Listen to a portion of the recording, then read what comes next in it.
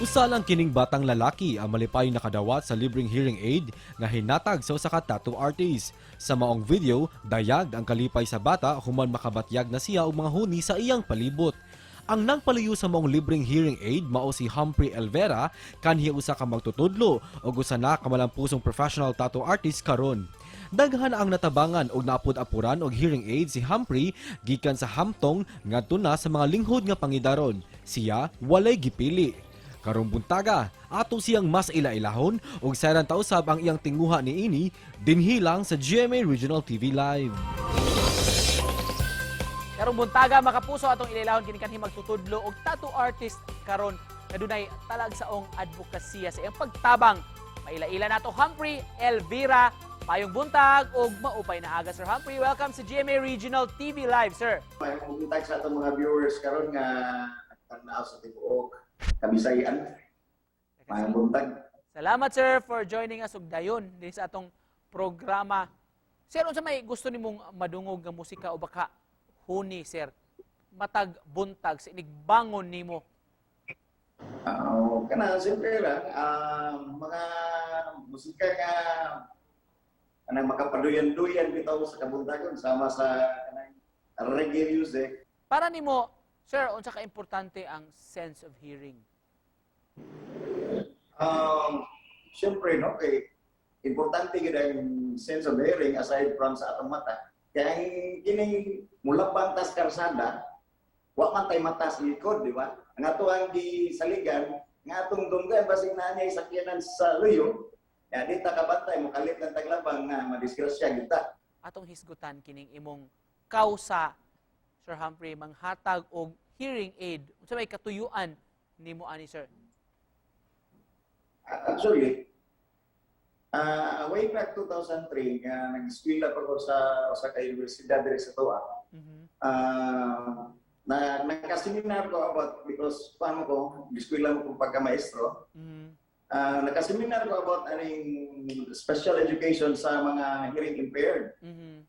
So, ito, nakatunan ko nga, daghan sa diay mga kaso ani nga diri sa atong lugar, sa atong nasod, nga naahikawan taon sila sa ilang pandulog. Kung tungod sa kamahal sa gadget, sa hearing aid, daghan sa ang murag nawat-an taon o paglaom nga makabaton silang pandungog. Can you take us back to the moment kaning nagsugod na kaani Sir Humphrey, unsa po'y nakapadasig nimo nga padayonon imong pagbuhat ini, unsa may imong bation sir every time makita nimo ang reaksyon sa imong beneficiary? Ini siya nagsugod rin mo aksidente rin mo sa pagkasugura sa akong advokasya. Last year na ako'y na-meet nga to sa diri sa merkado sa siyudad sa Lapu-Lapu. Barkada sila ba, nasa sa prutasan. Kato kay nakulan na to.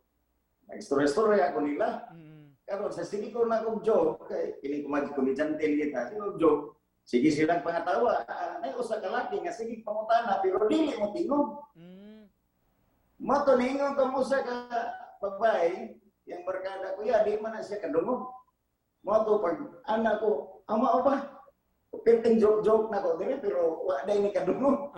So ako gipang ningon na mo sa ka babae, sa kuya makadungog na kung imong ipaduol imong bakba sa iyang nalunggan. Nganong Sir Humphrey duol man sa imong kasing-kasing ato mga kaigsuonan nga hearing impaired?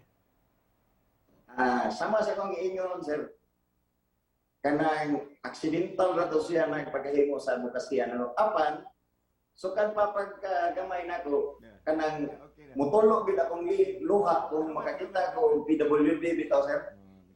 Murag kumuton akong dugan usahay dili gani ko mo agi kung naa na sila katambay na dili ko maaga na kay mura man kumuton akong dugan. Unsay bation nimo sir every time makakita ka sa ilang reaksyon sa imong nahatagan? Karon nakadungog na sila. So far sa siguro first 20 nga akong natagaan sir.